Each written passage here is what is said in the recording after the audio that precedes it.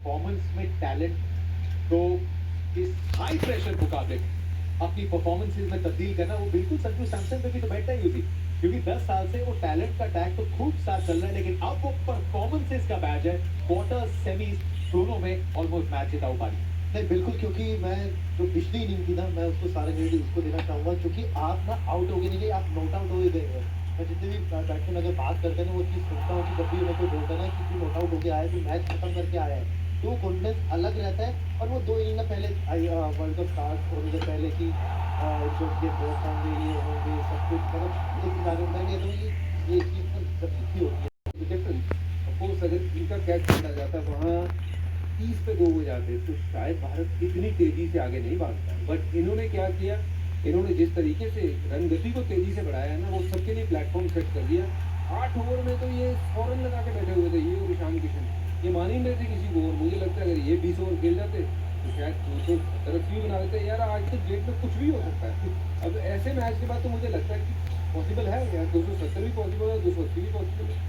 इतने जो प्लेयर्स है बात है वो जो वर्ल्ड कप में खेले, यू ऑलवेज हर्ड कि वर्ल्ड कप जीतने के लिए ना आपको कभी कभी थोड़ा रब ऑफ द ड्रीम चाहिए होता है। ये उन्हीं में से एक मोमेंट है जिसका रब ऑफ द ड्रीम बिल्कुल बिल्कुल चाहिए, वैसा थोड़ा मूवमेंट चाहिए। कई बार ऐसा होता है कि अभी तो डीआरएस आ गया है, लेकिन कई बार ऐसा होता है कि थोड़े डिसीजन अपने फेवर में जाने होते हैं। जैसे आज जिस तरीके का हुआ है कि वो जो वाइड एक्चुअली नहीं था, अंपायर ने वाइड दिया और उसमें विल जैक्स आउट हुआ आखिरी गेम से, जहाँ पे वो अक्षर ने वो शानदार कैच पकड़ा। तो वो थोड़ी चीज़ें अपने पास जानी भी चाहिए। पर इन सब पे एक चीज़ है कि वो चीज़ें भी आपके फेवर में तभी जाती है जब आपने ना उतनी मेहनत करी होती है, आपने उतनी तैयारी दिखाई होती है, तभी वो सारा लक भी उसी को फेवर करता है जिसने मेहनत करी हुई होती है। कि अगर कोई सोफे पे पैर टिका के बैठा है और सोचेगा कि आज आऊँगा और 90 रन बना दूंगा, तो वैसे नहीं बनते। तो जैसे बुमराह को लेफ्ट आर्म ओपनर से किया था, मतलब जो जब फर्स्ट के लिए ऑप्शन आया था, लेकिन जब संजू आए तो righty lefty then righty then अपने इनके लेफ्टी हैं, तो कई बार ऐसे बॉलर ना थोड़ा डिफिकल्ट हो जाता है। अगर मैं लेग स्पिनर हूँ, अगर मैं सामने में बॉल डालूंगा लेफ्टी राइटी है, थोड़ा डिफिकल्ट मेरे लिए रहता है अपनी लाइन चेंज करने के लिए। और जब पता लगेगा कि ऊपर के टीम ना मारने वाली ही है, तो बच नहीं सकते। तो वही चीज़ उन्होंने की कि एक अभिषेक आउट हुए, लेकिन अटैक उन्होंने छोड़ा नहीं। फिर ईशान आए, उन्होंने प्रेशर कम कर दिया। तो ईशान की इनिंग जो हुई है ना, वो कैमियो इनिंग, उसकी बात भी बहुत चीज़ है, क्योंकि उसकी वजह से एक मोमेंटम मिला। और उसके साथ साथ कैमियो तो अगर तिलक का देखें हम, छोटा छोटा सा पारी पर इतना बड़ा इम्पैक्ट उसका इस मैच में।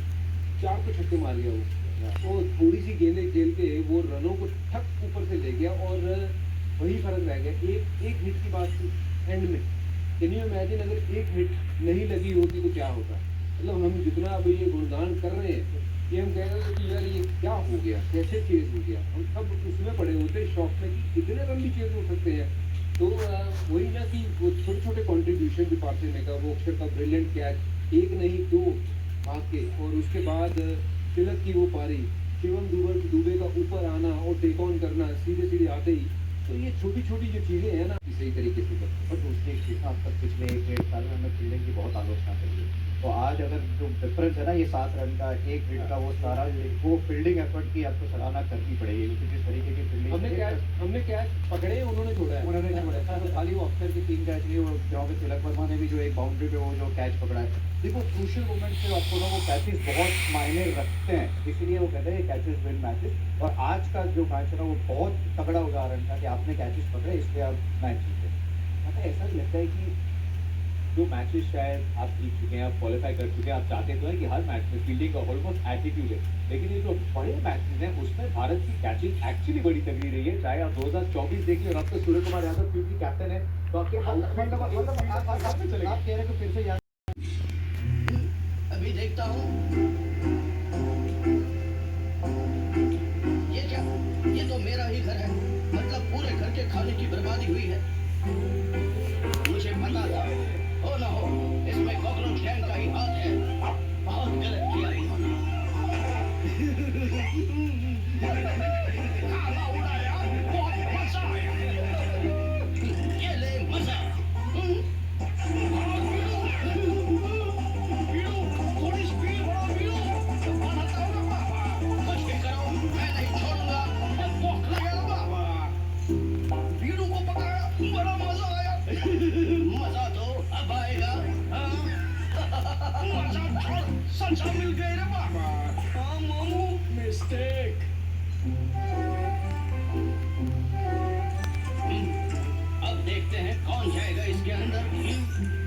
कॉकरोच गैंग किधर भी जाएगी मामू?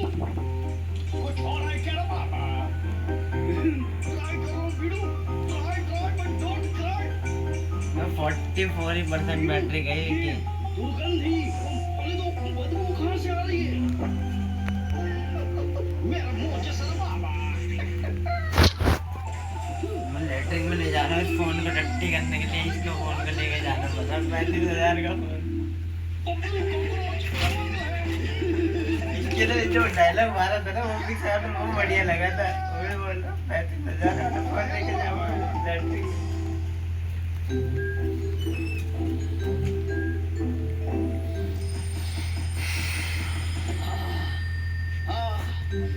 Good morning doggy. एक और सुबह की शुरुआत। नहीं, ये नहीं हो सकता, पर हुआ है। फिर से खाने की बर्बादी।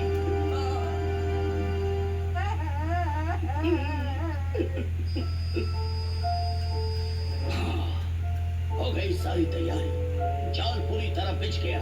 क्या बात है, अब यहाँ परिंदा भी पर नहीं मार सकता। देखते हैं इस मुर्गे का क्या होता है। बी केयरफुल मुर्गा। बेचारे छोर की क्या हालत खराब हो गई। सॉरी। चलो इसी बहाने खाना तो मिल गया। हाँ?